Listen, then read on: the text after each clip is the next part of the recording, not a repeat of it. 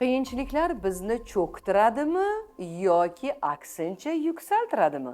Stress bizni ikkita yo'lga boshlashi mumkin. Menga birov hadeb o'tirib olib, "Sen zo'rsan, молодец, vau" desa, "Men o'smayman." O'g'lim, demak o'sish payting kelibdi. Demak, yana nimandir o'zgartirish, o'zingda nimandir shakllantirish payti kelibdi. Olimpiada chempionlarini eslang. Agar ular zarba yeganda, kaltak yeganda, trenirovka paytida bo'ldi, men qo'limdan kelmas ekan, kaltak yedim, og'ridi jonim deb yotib olsa, ular chempion bo'larmidi? Har bir qiyinchilik sizni o'stiradi. Har bir qiyinchilik sizni kuchli qiladi. Tepaga yetib olishni yagona formulasi bor. Muvaffaqiyatning yagona formulasi. Qiyinchiliklardan keyin albatta nima uchun shunaqa bo'ldi? Za что? Ey Xudoyim.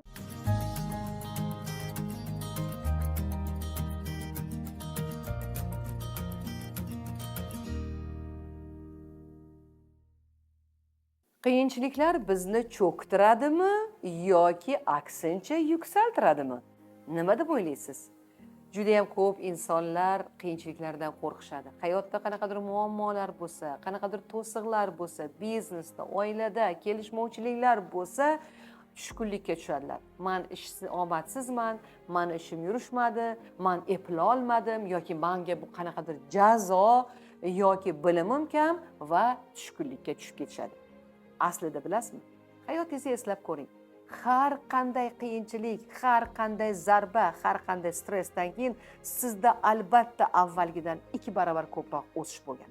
Stress bizni ikkita yo'lga boshlashi mumkin. Yoki buni yuk deb cho'kib ketasiz suvni tagiga va qolib ketasiz, sizni hech kim olib chiqmaydi. Yoki oyoqlaringiz bilan mana shu tubiga tushganda tiralasizda avvalgidan teparoqqa chiqasiz. Qaysi birini tanlaysiz? Bu sizning tanlovingiz. Bitta narsani aytib o'tay. Meni o'g'lim bor. Har doim biznesida muammoga uchraganda, qanaqadir qiyinchiliklar bo'lganda men unga shunaqa deyman. O'g'lim, demak o'sish payting kelibdi. Demak, yana nimandir o'zgartirish, o'zingda nimandir shakllantirish payti kelibdi. Bilasizmi nima uchun? Deylik, siz qanaqadir kattaroq maqsad qo'ydingiz, mana bu maqsadga erishishim kerak. O'sha maqsadga erishgan, deylik, umida men maqsad qo'ydim.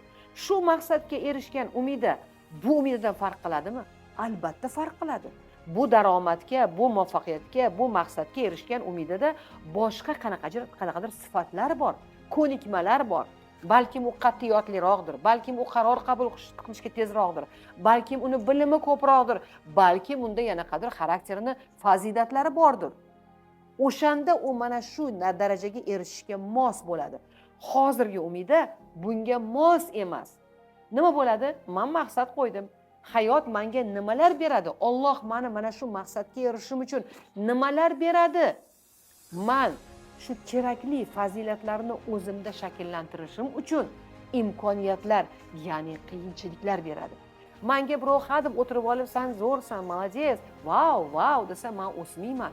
Men qayerdadir zarba yeganimda, qayerdadir pand yeganimda, qayerdadir qiynalganimda men xatolarimni ko'rib chiqaman va qayerdadir qat'iyatli bo'lishga, kimgadir yo'q deyishga, kimgadir esa aksincha mehribonroq bo'lishga o'rganaman. Tushunyapsizlarmi? Aslida har qanday qiyinchilik bizga dars bo'lib keladi. Bizga yetishmayotgan, orzu qilgan maqsadimizga erishishimizga yetishmayotgan sifatlarimizni shakllantirish uchun keladi. Bitta topshiriqni imtihon topshirdingiz, bu yerga ko'tarildingiz. Yana bitta beriladi. Bu yerga ko'tarildingiz. Kimlardir yarim yo'lda qolib ketadi. Kimlardir esa kuchli bo'lib ketaveradi. Olimpiada chempionlarini eslang. Agar ular zarba yeganda, kaltak yeganda, trenirovka paytida bo'ldi, men qo'limdan kelmas ekan, kaltak yedim, og'ridi jonim deb yotib olsa, ular chempion bo'larmidi? Yo'q. Ular chempion bo'lish uchun avval kerak bo'lsa zarbalar yeydi. Pul yetishmasligidan charchab ketdingizmi? Orzu qilasiz, lekin erisha olmaysiz. Tushkunlikka tushasiz. Turmush o'rtog'ingizdan umid qilasiz, lekin xohlagan narsani ola olmaysiz. Xohlagan narsangizni olish shunchalik qiyin, minnat, taqiqlar, qanaqadir cheklovlar orqali. Sizda qobiliyat bor, uni namoyish qila olmaysiz. Siz ham daromad qilishni xohlaysiz, lekin bunga yo'l qo'yishmaydi. Bilasizmi gap nimada?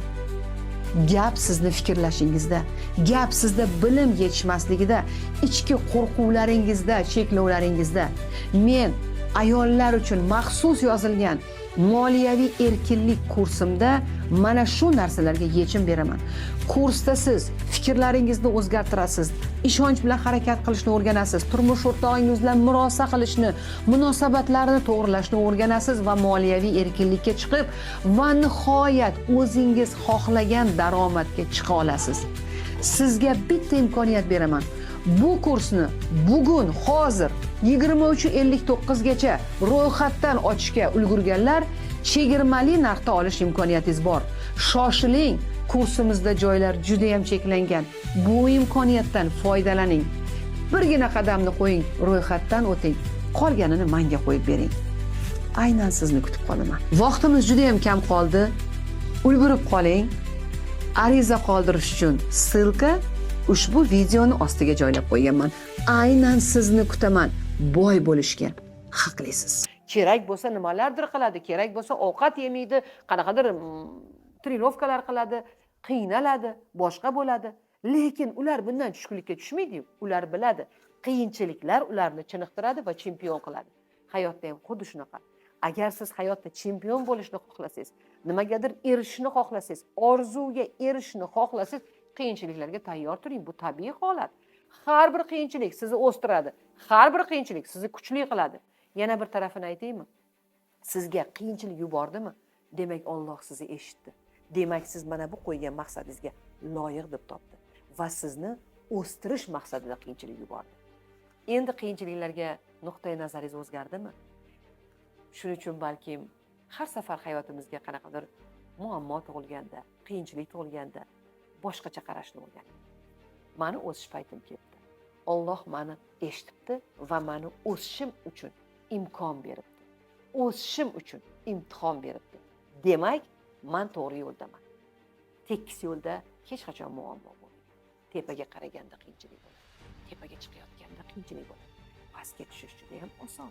Tepaga qarab chiqish qiyin, lekin unga sanoqlilar chiqadi. Tepaga yetib olishni yagona formulasi bor. Muvaffaqiyatni yagona formulasi. Muvaffaqiyat teng qayta va qayta urinishlar soni. Ruschasiga успех количество попыток повторения. KPP eslab qoling. Qayta va qayta urinishlar soni. Agar siz urindim, o'xshamadi deyapsizmi? Men sizga aytaman. Yetarlicha soni bo'lmagan urinishingiz. Kam miqdor uringansiz. Kam harakat qilgansiz. 5-6 marta qilgandirsiz. 6-7 marta qilgandirsiz. Keyin qaytgansiz. Hattoki munosabatlarda ham voy turmush o'rtog'im bilan harakat qilib ko'rdim gaplashishga, meni tushunmaydi, demak kam gaplashgansiz. Kam uringansiz hayotingizni o'zgartirishga. Soni kam. Успех количество попыток повторения. Muvaffaqiyat o'zidan o'zi kelib qolmaydi. Omad bu tasodif keladigan narsa, lekin muvaffaqiyat bu qayta va qayta urinishlar, harakat qilish, to'xtamaslik, oldinga ketish, g'alabaga ishonish, maqsadga qarab yurishni natijasi. Balkim siz boshqacha o'ylarsiz. Bugundan boshlab har qanday muammo uchraganda buni imkoniyat deb biling. Demak, sizda maqsadingizga erishish uchun nimadir yetishmayapti va shu muammoni hal qilgach, siz shuni anglaysiz. Va har qanday qiyinchiliklardan keyin albatta nima uchun shunaqa bo'ldi? Za что? Ey Xudoyim deyishning o'rniga men nimani o'rgandim? Nimalarni to'g'rilashim kerak? Qayta shunaqa vaziyatga tushmaslik uchun nimalarga ahamiyat berishim kerak degan savolni bering. Dars oling muammolardan. Bekorga xitoyliklar muammoni imkoniyat deb tarjima qilishmaydi.